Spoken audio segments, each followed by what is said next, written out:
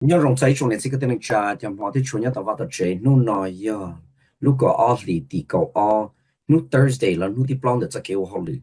cũng lúc bây giờ Michael ya họ lì nhớ luôn trong Minneapolis họ chơi họ lì hoa neighborhood and community relations department ya cũng lúc xuân can nu nó bây giờ chỉ thả có program đời luôn trong Minneapolis thì sao thông chúa WIXK ý chí cho xuân thìเราไป想天定了sao thông chúa nhớ luôn trong Saint Paul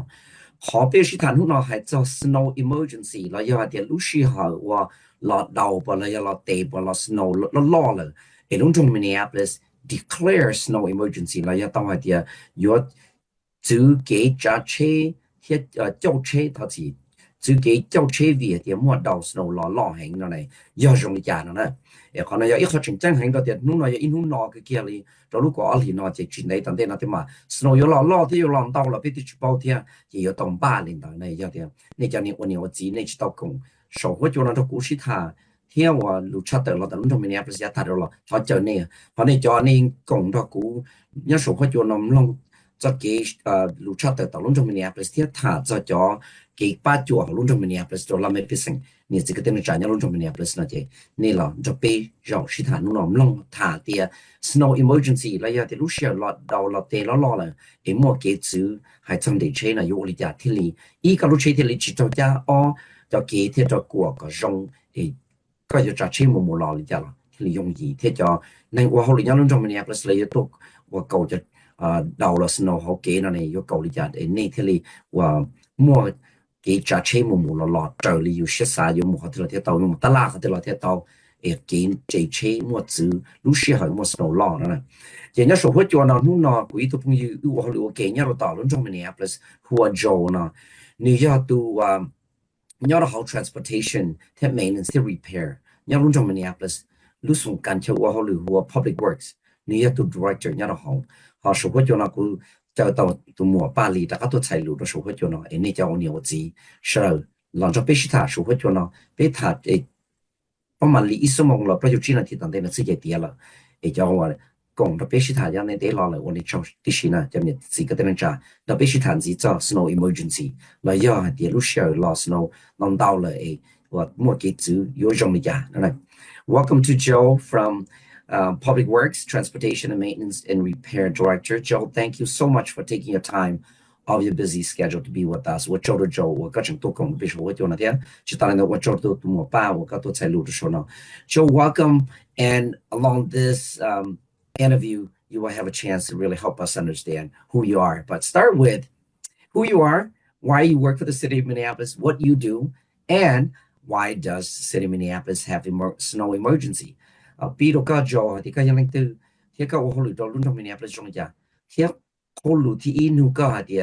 giờ vì lý do luôn trong Minneapolis thì li mua snow emergency là do cái chữ để chơi lúc xưa snow lòng năm đầu này thọ cái thả được bên lòng.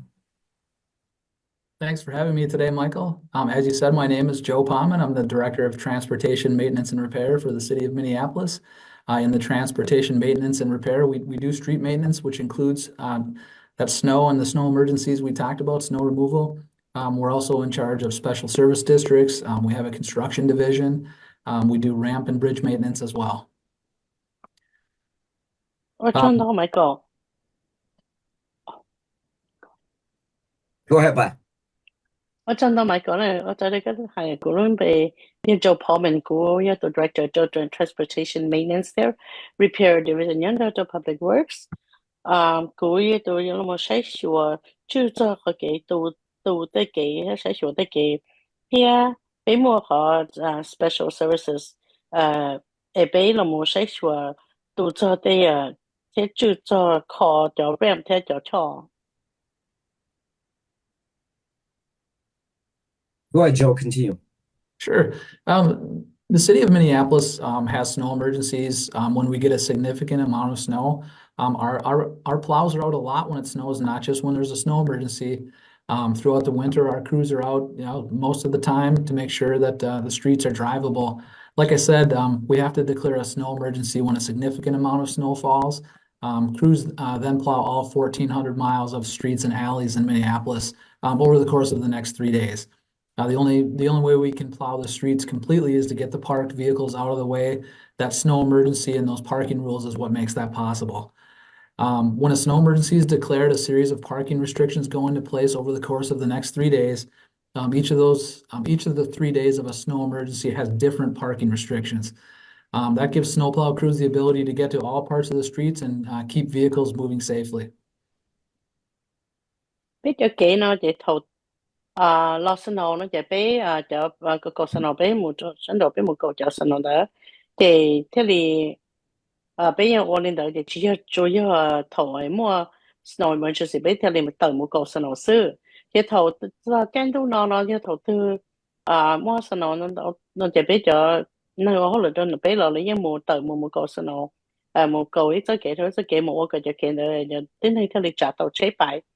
thầu lo snow nó đau nó chỉ mua khó lúc rồi hay tiền có mua khó emergency hay là mua cho là một xí thầu lúc xí hành đạo chỉ cho nó không được bé một câu snow đó giờ là một câu cái tăng thời ít phá blog của mày cho kỹ thế cho các kê nhớ trong đó trong Minneapolis bé nu tất cả lo snow nó đau lên đó nè chỉ do qua cái tiết thế hồi nó chỉ cho chế anh chỉ能够给那些主都chỉ sau mỗi giờ chơi nó là đủ cái theo thì một cái tàu tiếc snow đó ở chỗ để cho cái chạy nó giờ đầu tư mua snow emergency lời nó chạy nếu mua cái chữ là một hai giờ xây dựng chạy chơi thì chạy đó là cho đủ cái bên hú tất cả nữa nè the bên hú đó nó chạy ít hú nó có cái chữ chạy chơi nó có lâu giờ đầu hú vấn đề nữa liên nói thì theo thì qua tàu cho nên tôi có snow đó theo thì mua họ本事那么高个到大，但他电都给了，我个就车样的，到真都给那么给人家生。 So you talking about the 3 days of the snow emergency. Can you help us understand what are the parking rules for those 3 days of the snow emergency? Có tới thả mình chỉ cho thì bên nu và mua chắc chắn là một chữ cái chạy trên ở bên nu và mua snow emergency là thì thầu snow đang đau mua chữ chạy trên đó là thả được bên nu để cho chạy nữa hay không được. Sure. Well, Michael, we always try to declare a snow emergency when we get that significant amount of snow by 6 o'clock at night, by 6 p.m., to give everyone enough time to move their vehicles. On day one, the first night of the snow emergency, the city's plow streets designated as snow emergency routes. Those are the red snow emergency signs that we see on the streets, and those streets have blue street name signs as well. On day one, drivers can't park on either side of those streets. Day one lasts from 9 p.m. to 8 a.m. the next morning. On day two of the snow emergency, our snowplow drivers plow the even sides of the streets as well as the parkways. So on that day too, drivers cannot park on the even side of the street or the parkways. You can tell the even side of the street by looking at the property addresses, the even-sided property addresses, and in 2, 4, 6, 8, or 0. You can also download the city's snow emergency parking rules phone app and view an interactive map that'll show you where you can and cannot park during a snow emergency. Day two begins at 8 o'clock in the morning following that first day that the snow emergency is declared and lasts until 8 o'clock that night. Then on day three, we plow the odd sides of the streets. So much like, day two, on that day three, drivers can't park on those, the odd sides. And again, the street addresses on the odd sides are 1, 3, 5, 7, or 9. The day three parking rules start at 8 a.m. and last until 8 p.m. One more thing I should add, once a street is fully plowed, you can park there, even if the snow emergency parking rules are still in effect. Fully plowed means that the street is completely cleared from curb to curb as wide as possible. Plows may come through one more time though, so make sure that the street is fully plowed as wide as possible before parking there. Có snow emergency nó chỉ thầu tư lo snow nó đau nó chỉ biết nhân sĩ là một mối cái hay kia thầu cho môi nung đỡ nè cho môi giờ trồng nung đỡ là cái kia tàu em mua trên nhu dầu đó số lên sơ tù là một chế là cho chế nhớ trong đó nung ý nó chỉ mà nó giờ thôi mà em mua cái snow emergency nữa chỉ cho cái chế cái snow nữa là một cầu cho cái mua mày cho hay là snow emergency route cho cái cầu cho thọ giờ cầu thọ mua snow emergency đi nó cho cái nó chỉ mua đại bãi lấy lia mày show hay là snow emergency nó trong đó thì cho cái cho bãi kia cho cái lúc bì nữa nếu xì xì nữa nếu ý nữa nó để cho nên cho chế nó để chỉ tao chế cho ở xa lần đầu kiện được liệu nếu ý nữa cả cho một trong tôi một cho đồ gì một sinh rõ nếu tất cả thì nhớ rồi nếu ở đó nó chỉ là khó snow emergency nó chỉ cho chế cổ snow nó là là một cổ cho snow nhớ đâu là cho xa là hoa xa even nó chỉ cho chế thế là nó cho cái part vậy thế chế nói hay tại tao đến nên chế chỉ tao chế cho nó cho sát chế cho cái cho chế nhớ nhớ tụi nó mới coi nữa nè nếu do nhớ Sản lượng. sai khu nè chế còn nó do nên sai tao nên đâu kỹ nó chỉ nên bỏ tao chả giờ cho từ lúc nó mới chế nè là một số đồ khu chỉ do o blau trâu gì là do xuân á chế nên để chỉ lấy được còn sáng đâu kỹ nữa chế này là một download tao để snow emergency cho cái tay của mày để chế nữa cho nên lúc sau tôi mới đã em nhớ rồi là tao là một khi đâu này hay tiệt nhớ mua đại片 thì khi là có thể có cái nên để chỉ lấy cho thầu lúc xí hở mỗi snow emergency này nó nếu ở cái bí thầu gì một sự rõ nếu tất cả là tàu hay để mua snow emergency nó là một cái chân đồ tàu gì một trận đâu nếu bé nó chạy cho chế cổ nó là một cổ đồ xa cái khí để cho nó trả chế để chỉ lấy cho chế cho nó cho cái cho nó mới chế nó tụ lấy cơ ya tụ khí nè để cho nên xã bảo nó cho nên là một sai cho nó mới chế nè để nó mua nó sau xử lý tụ lấy y b chi xả rồi ya chua nếu bé nó chạy cho chạy bí cho thời gì một sinh rõ là một cho gì một chỗ đâu để nếu dùng ý dạng của xử lý nung ó thế mỗi ít khỏi mỗi hai tông gì thế do hai tiệt đầu tư cho cái cầu tan cho là nó chỉ nên là một cái tông tới giờ hai tiệt chẳng mua khó snow emergency cho chạy của mày chẳng xí lo nên là một cái tàu là cái hai do tiệt cho cái mỗi cầu tan cho là chạy tàu hai tiệt như cầu khơi một chỗ khơi cho cái nhân đủ tả đi là ở trên nhớ cầu tàu đá đi chế làm đá đi đá tàu chế làm cái thế dùng đồ chế làm một chế tàu nữa nè giờ lên là cái thầu trường họ mua cho chế cầu xong nó hay là trả là một cầu ít lượng gì cái đi theo đi đá tàu đi đá đi đá tàu ổn định là một chế đó. Joe, with all of this different rules, what happens when a car is parked in the way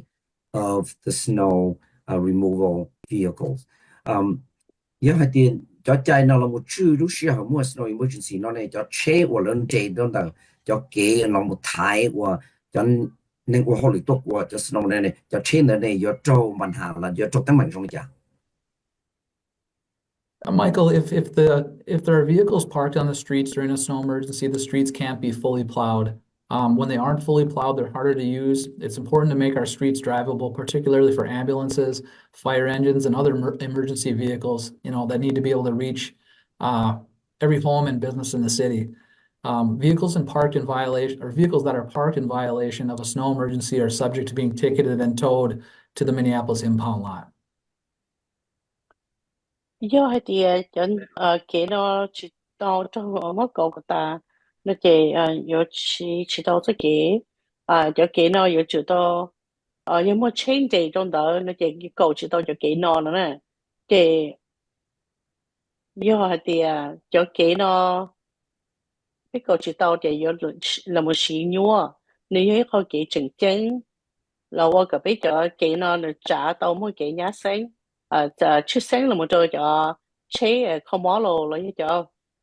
chế là mộtตัวlà tờ lô thế lựa dài chế mỗi cái cuốn sổ giờ tống cái là một xí cho cái nó thì giờ tàu cái lại thế là một cho được khỏi chơi lô đi cho và chế thế là cho lại lô để tống cái một trong tờ núi rõ nữa cho chế anh chế trong đó họ em chầu cho cái snow emergency nó cái yếu tố ticket thế yếu tố mất giá một chỗ đó Minneapolis lúc impound lot. So, Joe, if someone's car is parked in the way, what should the person do if their car is not there no more and has been towed to the lot. Giờ thì mua nên là cho chế lần chế trong đó họ chơi và chỉ chơi chạy nó, ít chỉ bỏ là lúc chế trâu mua cha là trong đó lúc là lấy chủ lấy họ有主包里家贴来我里家贴到了路车的个了。If during a snow emergency you come out and your car is not there anymore, and it has been towed for violating Minneapolis' snow emergency parking rules, as I said, it will be taken to the Minneapolis impound lot, which is located at 50 Van White Memorial Boulevard here in Minneapolis. It's open 24 hours a day during a snow emergency. The impound lot does accept cash, personal checks, Visa, MasterCard, and American Express. At that time, you will be responsible to pay for the ticket and the towing charge, and a storage fee will apply if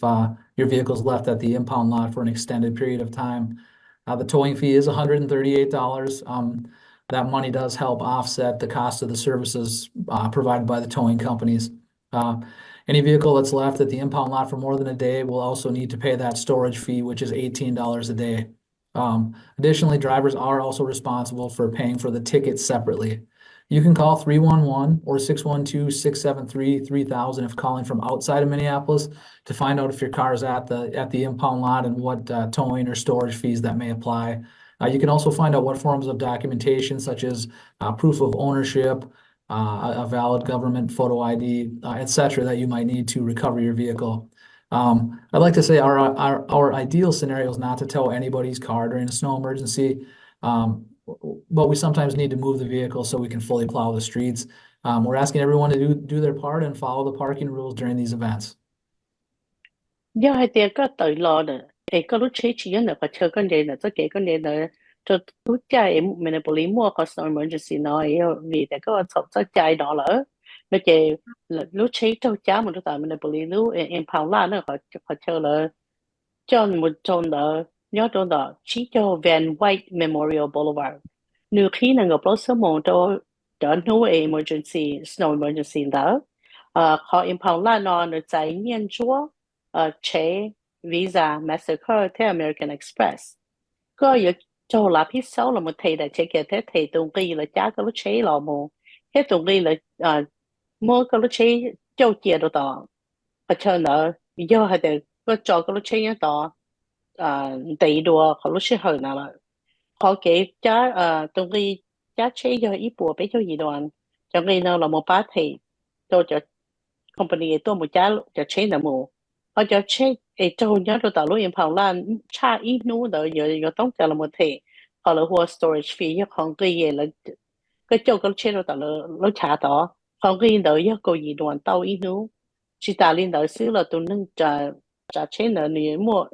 nếu cho cái là biết số là một thầy đại chế cái đọc khán được thế nào có hồ tàu cho bé y là do trâu y trâu xa bé xuân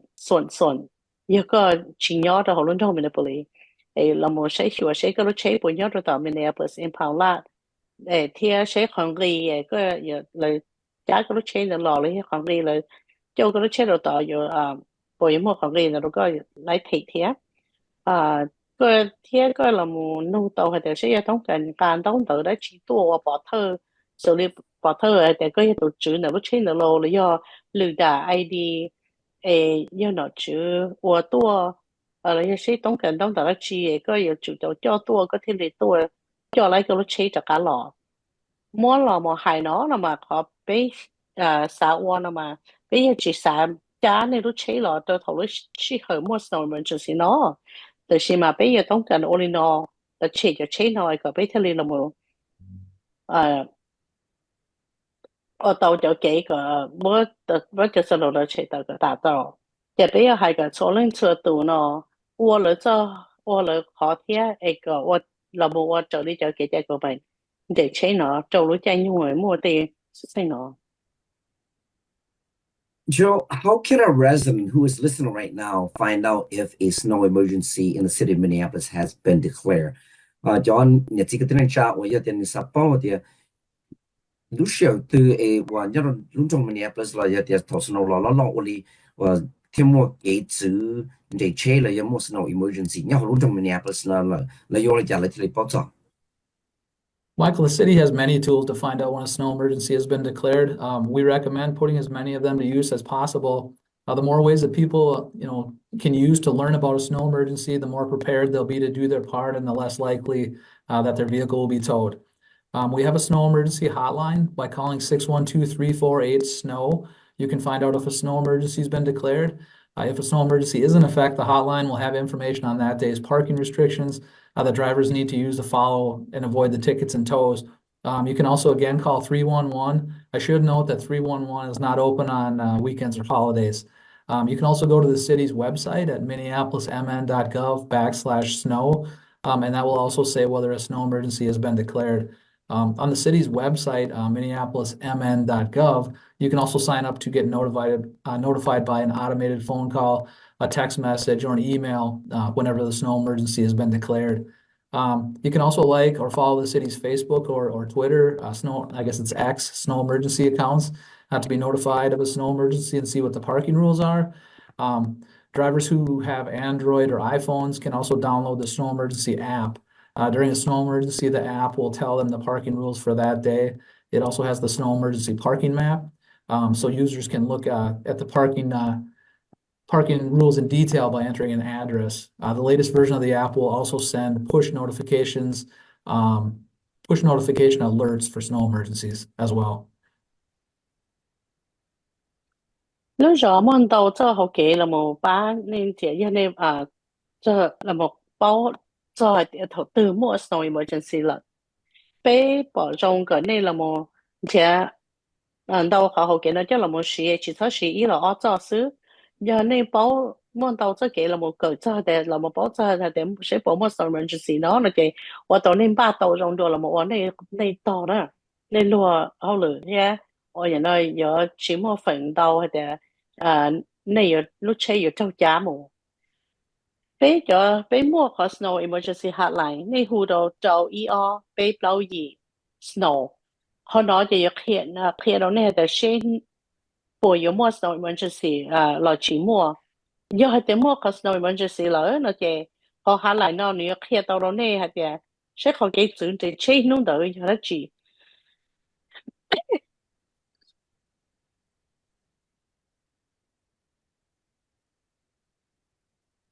Pe mà ta không đại consistent pa. Chúa cha.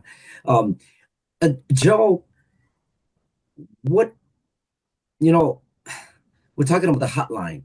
Can you help us understand if that hotline, do you have that hotline in Hmong or other languages? Hay cho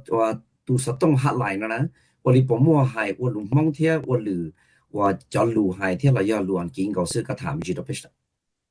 Great question, Michael. And yes, we do that. That's 612-348-SNOW hotline, which is also 612-348-7669. That is available in Spanish, Somali, and Hmong. Do thì nó từ một snow emergency lỡ nó kì họ hotline nó giờ kia tàu đó này thì sẽ luôn đỡ họ kể chữ để chế cho đi trả thế này chủ tàu ô đi trả thì thế này chỉ tàu mà thì cái thế lúc chế thì chỉ tàu trả rồi thế này hồi lại đồ BEE John Joe hay là BEE nó được chỉ khi và sự thì thế chỉ khi tàu nút pháo nên một lại đồ nữa luôn trong họ website cho minneapolismn.gov/snow nó họ nói cho nên khi để sẽ mua có snow emergency là chỉ tàu mua nhớ tôi nữa luôn trong họ website minneapolismn.gov nên là một chỗ lấy nó về có hay là mua đó chỉ là lợi cho đi xài hồ sơ tông tôi này là xài cái họ text tôi này là cái họ email tôi này hay thì tàu mua snow emergency là giờ cái tuần nhẹ lại cái tuần nhẹ thế là một follow lưu rõ họ Facebook liên họ Twitter snow emergency account nó để là khi tàu đó này để tàu tôi mua snow emergency thì nhà nó cho cái chạy những cái chế rồi giờ xong đi trả thế giờ xử lý trả cho nên trả chế mua cho sao tàu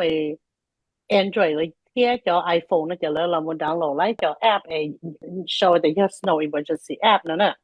cho lúc khi hỏi mua snow emergency nó có app này khi tàu đó là cho cái chạy là mình để chế cho nung tớ thì có app nào nếu mua đại片tí là một khi đó thì chế là để lại chế đồ họ từ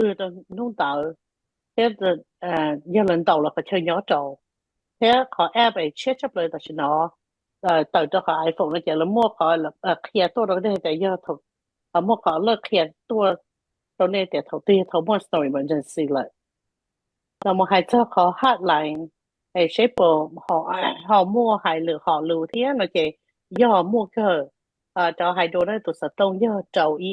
bay bao gì snow bây giờ trâu bay bao gì xa trâu chua đây là một chuyện này mà lên nông thế này mà đi là một sai hay là sẽ này xã gặp nó cho lừa hay lừa mấy lừa Somali là do lừa mông. Joe, if somebody's listening and they're wondering, how can I get more information if I still have questions? Yeah, yeah, cho nên chỉ có tên cha thành tụ nông ta chỉ nói thì cú sa bông chỉ nè, cú mà luôn cú sa bông chỉ nè, lấy yêu là bà ta có thể hiểu biết tụ lấy là lấy yêu cái trả là thì thì tao thì bông chỉ thì họ lúc xưa mua và snow đang tao ấy cầu cho snow là một cái chữ trả trên là lấy yêu cái trả. If anyone is looking for more information, Minneapolis 311 can answer those questions Monday through Friday from 7 a.m. to 7 p.m. You can call 311 in the city of Minneapolis or 612-673-3000 if you're calling from outside the city. Again, 311 is no longer open on weekends or holidays, even during a snow emergency. If you call 311, you can ask to speak to somebody in a different language. You can also request to have someone from the city come to your community meeting or event to talk about parking and answer your questions. We enjoy meeting with people in the community and want to help people get around in the winter, follow the rules, and avoid those tickets or tows. Yeah, nhớ cho Minneapolis này hồi cho PEE là kể về thế này này cái pháo lúa đó thầu Monday to Friday thầu xe buôn sơn gió cho xe buôn trộn đủ này hồi PEE nhớ họ luôn cho Minneapolis họ nhớ sơn đổ Minneapolis là nó chỉ này hồi trâu xe bay xuân cho trộn hay tiệt PEE nó tại vì nó chỉ khi cho thầu văn thì là lúc xí hợp phá rồi đó giờ hay nhớ trâu kia lúc xí hợp snow emergency là chỉ khi cho xí hợp đó giờ thì này hồi PEE nên nông lấy lợ hay tiệt này giờ sáng cho ít tu tin hay thải hại lừa họ lừa tàu này hù tua lỡ này họ hại tàu hay tiệt này xã cọ này từ đỡ mỗi tu tin này đỡ xử lý tua là một cổng này lưu ở dưới cho họ kế sĩ thả lấy này họ này mỗi họ event này là chỉ lỡ tôi thả cho họ kiến để chế lấy tôi nông này tôi thấy này lừa là tàu thiệt bây giờ dùng xe thế bây giờ nhẹ tôi chỉ tính là nhớ trong đấy giờ thế bây giờ xã tôi bắt ta số lịch số tuổi để làm cái gì cho thầu lấy trên tôi nó tôi có là tôi trở đi cho cái trái của mày theo tôi có là chỉ cho tôi mà take it theo tôi là tôi chơi giá mũ. Joe and Pa, thank you so much for taking time off your busy schedule to be with us. Greatly appreciate the information that you shared, Joe, especially today. Very timely. It's super cold outside. We don't know when the snow is gonna be more at our footstep. And so thank you so much for coming out, Joe. Again, greatly thank you to you and Public Works and all of your team at the Transportation Maintenance and Repair components of the Public Works. Awesome work. Thank you so much. 我中能到了Joe 贴吧呢，还做但是呢，到弄贴就录时候呢，到要录时候我。họจะรู้ไปชิทัศน์หัวจวนอะไรป้าเราจะชิปอเดียนทุกที่สนอยลองต่อ Thank you so much, Joe. Greatly appreciate it. Thank you very much for having me, Michael. We appreciate you helping us get the information out. Yes, sir. Thank you so much. 就是我爸了 ，Thank you. 我中了，所以讲，刚到时候我中了都把菜路 ，Thank you so much. 那我中到了个天，星期六 ，Have a good day for the rest of the day. Enjoy it. You too. Thank you. Yeah. 你这个等于讲必须要了，别为那天用依然要说，但别嘛的阿拉公们要路差带到那些了，也别到路中面也不是了，差点嘛木好的，少一别嘛哩，不知为那天别嘛的阿拉呢，说就。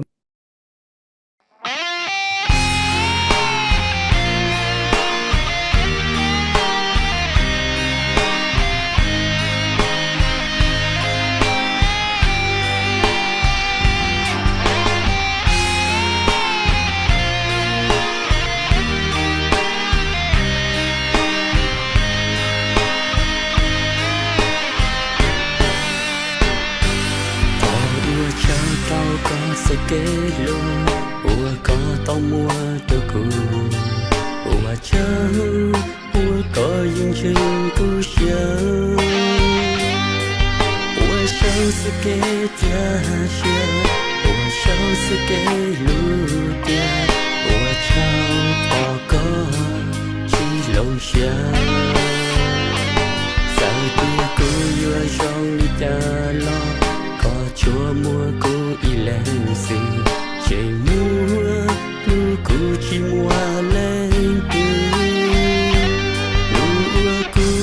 gió xia trời mưa có y lên tia trên nhon đàn cô y sa cô thọ cho lu yêu lu có y lên sự sao tua kia lo chỉ lo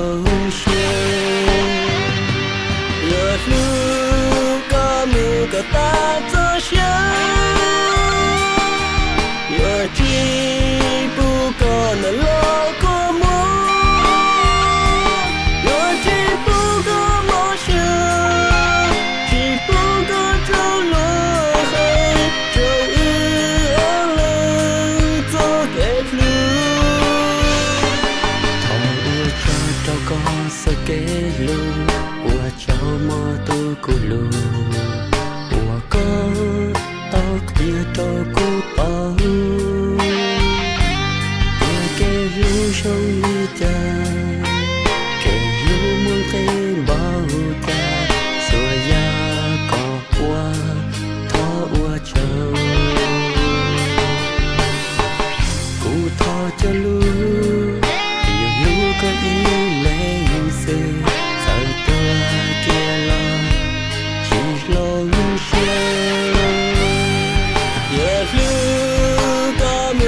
ta cho xa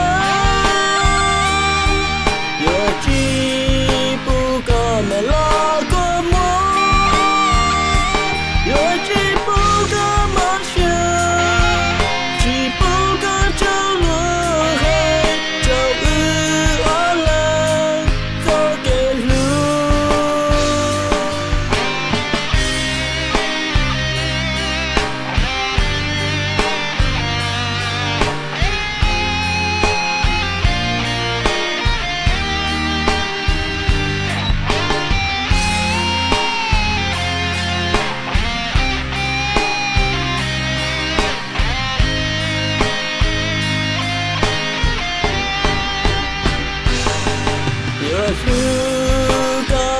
có ta cho xa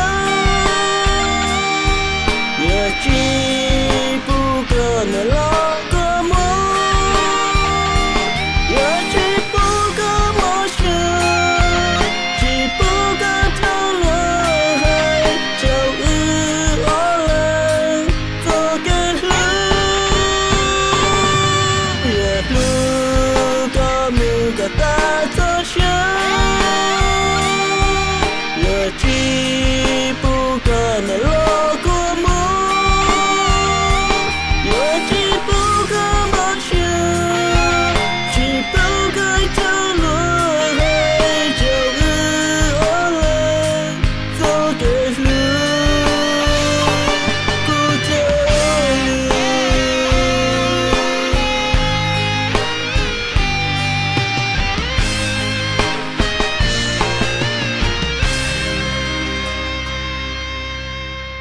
nhớ rằng là gì cái tiếng cha cho mọi thứ chùa cho tàu vào từ trên chúng nó biết thật cho snow emergency là giờ thì lúc xưa lo đầu lo tên tàu em một cái chữ cha để chơi tàu luôn trong Minneapolis biết thằng cho public works to director của Joe nên nhớ tàu yêu Hauv kia nhớ luôn trong Minneapolis nên từ nó là giờ thì cho họ từ chỉ bảo tàu là sắp bảo thì bảo nút từ thì lấy mua snow emergency là một cái chữ để chơi vì mua snow là nó tàu là chỉ hút sát trong đó là tàu trâu y ở bên ở xa ở y bên xuống trâu y ở bên ở xa ở y bên xuống lúc trước tới đó thì chỉ có tên cha do luôn trong Minneapolis thì tên mà ít tiền nhất sang đầu là ý dạng cầu li ở sau này bảo thì lúc trên tu nó thì snow đầu lọt tê lọ ta chỉ nhớ lúc December là lúc có liên tu nó biết chuyện mua cho ta là hoặc là ta là chạp bộ farmers market nhớ được lúc trong Minneapolis cũng một khi winter market là lúc xưa nó là cũng chuyện mua nhớ đâu hậu Mill City lu winter market là tia lu ta la chập bùa lu share nó lu mua khi đó lu và cầu ở lì tiền năng cầu y nó thia và thơ nu Saturday nữa nè thơ nuวันเสาร์的lu y lì một trăm多哩lu bao lì tu lu y lì một trăm多lu bao lì tu thơ nuวันเสาร์นะเคลินแต่ตรงนี้จะเอาเหนียวจีชิตาลินแต่ยังของ Minneapolis ลู farmers market ว่าnhớ đâu hậu cho và đông tới nhớ đâu hậu online là giờ tiệt show phát chùa nè nên muốn show đó show phát chùa nó nhớ đâu Minneapolis farmers marketวันที่เก่าเปล่าเที่ยววันที่นั่งเก่าอีเนาะประตากุที่หายตรงนี้เลยลูอีลินดูมันจังตัวลูเปล่าลินดูชวนลู Saturday วันเสาร์นะเที่ยวลินแต่ตรงนี้อันนี้สามหมู่ชายลูเนี่ยเป็น North East Farmers Market เราเตาอย่างเกาหลีเดี๋ยวพี่ลูจะนู้ Saturday ทัดสินู้ Sunday เดี๋ยวจะชวนลูลีนะนู้ Sunday เดี๋ยวจะชวนลูลีลูอีลินดูมันจะลูเปล่าลีเขาเนาะ North East Farmers Market เขาเนาะเรา Hauv City Mill City Winter Market นะเจ๊ย่อว่าถ้านู้ Saturday เดี๋ยวจะชวนลูลีจะถ้านู้เที่ยSaturday กับ Sunday นะมั่วออกเขาเถอะนะSunday ย่อเรา North East Market เขา Saturday ย่อเราMill City Market นะเคลียร์ในตรงนี้จะเอาเหนียวจีเขาย่อเรา Hauv Neighborhood Roots Winter Market ละย่อแต่ลูกเชียร์ลูกตลาดชับปัวว่าลูกเชียร์จงนอนนะนี่มั่วเนี่ยมั่วใช้เตามั่วชัวเตาย่อเราลูกอีลินดูตีเก้าอี้ลูกอ้อลินดูตียี่เที่ยวลูกเป้ลินดูตียี่นะเนี่ยจะเอาเหนียวจีเคลียร์เนี่ยแต่ทอดจีเรายกเก่าจะ适合เนาะนะจะ适合เนาะจะเลยเก่าลูกอีลินดูตีเก้าอี้ลูกอ้อลินตียี่เที่ยวลูกเป้ลินตียี่จะนั่นแล้วมั่วเก่าเลยนะ neighborhood roots นะ neighborhood roots ลูกตลาดชับปัวคุณลินตายังในยาวเนี่ยจีนเนี่ยมั่วตลาดชับปัวมีอยู่นะอยู่好จีย่อเราต่อเคลียร์เนี่ยนะจะเนี่ยจะจี是了第一是叫你到话到只要伦敦 Minneapolis 对吧可能กูป้าตัว以前要到山州或者只要伦敦 Minneapolis 了你多么讲到州เคลียร์นะ是当然到เคลียร์到路差的还多เนี่ย几个点站点要呢在给 Lake Street Safety Center 了路 Center 或 Safety Center นะ你去了นะ你去了就给把ตัวเนี่ยเรา好你กูมัวเอาไปยาสิลี Community Navigator แล้วตัวถ้าจะเดี๋ยวป้าเราxử lý để hải ninh ấy này mình mua bị sai biết cho hải ninh bao đu là mày mua tấm mảnh so sát tàu kỳ ba rồi cho yêu trâu lúa chỉ trò lô và do thì yêu mua nành run rau yêu lô còn là giờ ít khó lấy cái ba thì yêu ở đây thiết tí thái tôi có tụ khen do thì mua cái Porsche chỉ hay là có chiến năng super do thì săn đầu thì gì nè thì khả năng này họ là cũng mua cái ba cho thì có mua là luôn nhau để thay cho sau Minneapolis này cái và chùa thiết yếu là thiết ba có cái cái là luôn để mình nhau nhà sinh nó là khi lên đó này cho nhiều gì nữa nhau luôn trong Minneapolis là ý gì nhau được họ là ý gì thế này và họ luôn trong Minneapolis thế nên mà là luôn nhau họ thế nên họ tôi muốn sai nó tôi muốn gì họ là ý dạng cầu đi let Minneapolis lấy Cuba và cho chân nhiệt chỉ có tên là tràn nhau rồi đảo và East Lake Street Corridor cái ba chuột rồiเนี่ย chỉ có tên là lúc công hồng của lead thật sự led Minnesota nè hai lần đó này Greater Minneapolis Council of Churches là ý dạng của cái nhiều lúc công hồng nhiều ba cái và trongเนี่ย chỉ có tên là và nhiều nhiều cái để tu họ sĩ yang sĩ chua lo sĩ lười ya chua lo là do thì một cái trận nhẹ cho cái và chế lo nhỏ lo thì chúng ta chế lo là gì dù chỉ chế được họ còn là dù như là chỉ một cái ba chỗ này chứ lu công hậu Greater Minneapolis Council of Churches vậy lu有八年họ nhau luôn trong Minneapolis bên lu sủng can PEE nếu cứ có mua cho năng sự chế lu sủng can PEE là một nhau là họ lu Safety Community Center nó là một ba để cho nên chỉ tua nên chỉ ta tỉnh chạy nên tua này sẽ có sát cái ba hay cho nhà nó và nhà đó và nhà từ là ý dạng rồi nếu mà cho nên dùng ba share ba rồi này sẽ cho lúc xí hở giờ lúc center nó khi cho lúc cho nu và họ lựa cho tỉnh sinh ra một chỉ tỉnh trong tu thật sự là chỉ cho lúc giờ nu Monday Wednesday till Friday nè khi lên đó này cho nhiệt chỉ có tên là thuộc Monday Wednesday kia Friday nó chỉ cầu ít tăng đa số một số gia đình trong tu kia Tuesday kia Thursday kia nó khi lên đó nên cho nó nhiều gì còn nếu họ bảo trợ thì nó center nó rồi ya chỉ ta lên đó lưu trát tận gì hay thì有个啥到几把了，就个路这个个路这我。好少了些，那那呢？哎，个我就少多呢。或者被呢？呢，还得我啥到好 energy rebates 呢？energy rebates 呢？你把么赚多，搞不了怕的啦，就把炒个讲，靠个路这了呀，把了个路这个路这，你少的路些那那那。khi lên đó nên cho nhiều gì cho cái tin trả nhau trong Minneapolis họ nói hai chỗ chúng ta bây giờ này chỉ cái tin trả nhau trong Minneapolis nè thì sĩ cho lúc sát tới nó dùng đó cho sanh đầu sĩ là cũng chẳng sĩ tao thì khi lên đó ta thành chỉ cái tin trả mong nhau trong Minneapolis lúc xong nó bên lu trong Minneapolis lu xong up hành năng cầu chi ở chỗ lọt tận đây nó lúc community connections conference lúc cũng check on nhiều chỉ cái tin trảตัวมันชิดต่อรูเตือต่อจีนท่านหนอจื้อเที่ยชัวเดี๋ยวเขาลุ้นจงมันเนี่ยเป็นสนอกี่เจ้าหน้าจะอ้วกี่นอกการหูหูย่าเซ็งหนอหรือจงไม่จ่าไปยังมัวลูกคอนเฟรนซ์หนอหล่อเลยกุ้งเชิงชิตาย่อจะลูกออลิตียีลูกออลิตียีย่อจะเขาลุ้นจงมันเนี่ยเป็นเขาลูกconvention center นะเคลียร์เลยแต่ตอนนี้จะเอาเนี่ยจีเอกันนี่เขาตัวกงเที่ยไอตัวต่อชัวอยู่เด็กก็ชิดต่อชัวจะก็รู้ชัวชิมว่า tôi cùng ok theo tôi bỏ thì cái ba chuột nhau luôn trong mình Minneapolis nó nằm trong nhà, tôi khó có sao cầm ba chuột tàu cha này họ mua trong nhà, thì bây lúc tìm là giờ lúc họ pia giờ thì participation is power, cái tôi cùng tệ là như giờ lúc rồi lo hình, tôi tại cái lúc gì họ tôi cùng tệ thì tôi bắt sau cái lúc gì rồi thì li mua cái nó có hậu cái nhà sinh lúc conference nó ni đào sự ni chỉ có chỉ thật ý kỳ li nếu ở đào bút rồi ni chỉ có tên trả cho công hậu ba chuẩn ni chỉ có tên trả thiết lựa cho và công hậu là do lựa cho cái nó chữ là một ba cái tên trả cú lu sung can neighborhood community relations department bây giờ luôn đầu thằng là lu community connections conference nó đó ở năng của chỉ lo ở lì tỷ gì nó là khi lên đó nó cho nhiều gì, giờ tiền từ từ sa volunteer, này cái tôi cho thầy cái nó cần đấy nhá college là giờ nếu mà tôi muốn thầy này sa cái volunteer, tôi một ban, khi cho họ được cái là帮gì là, họ phụ được cũng là tao nè, châu y ở bên ở xa, ở y bên xuống, châu y ở bên ở xa, ở y bên xuống, họ giờ tiền này mua y tế ya, và ví dụ như có lúc còn họ sát tua, thì có lúc còn họ ra chi nè, thì phụ được bên thì, lúcวันที่เขาbên tắc gì à nếuว่าไปสักเนี่ยจอน到ตัว apply to exhibit ในลูกกองหงเลยจะจอนต้องจอน到ตัวในสาจอนในลูกกองหงตัวเปียกเขียนในอวดชีนะจนรุ่นป้าเราจะแล้วมันเป็นสิ่งที่ลุ้นจงมีเนี่ยเปล่าในหูตัวต่างที่สิ่งนะโอเคสุดท้ายแล้ว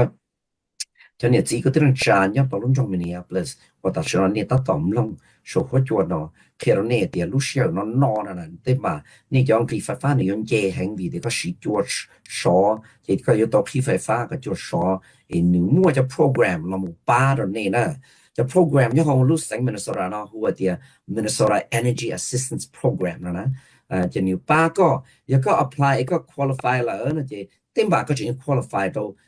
weatherization assistance program, họ mà giờ làm một bác chỉ có sau cái lúc bao lúc chỉ còn nữa chỉ cho xịt chùa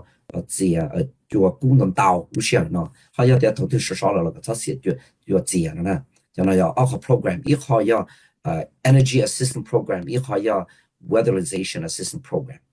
khi lên đó nó cho nhiều gì nên support cho là gì nên đầu PEE này thì nên support cho heat program là tàu giờ nên support cho hồ sơ thông tàu cũ là tàu trâu y ở bên ở xa ở y bên xuân trâu y ở bên ở xa ở y bên xuân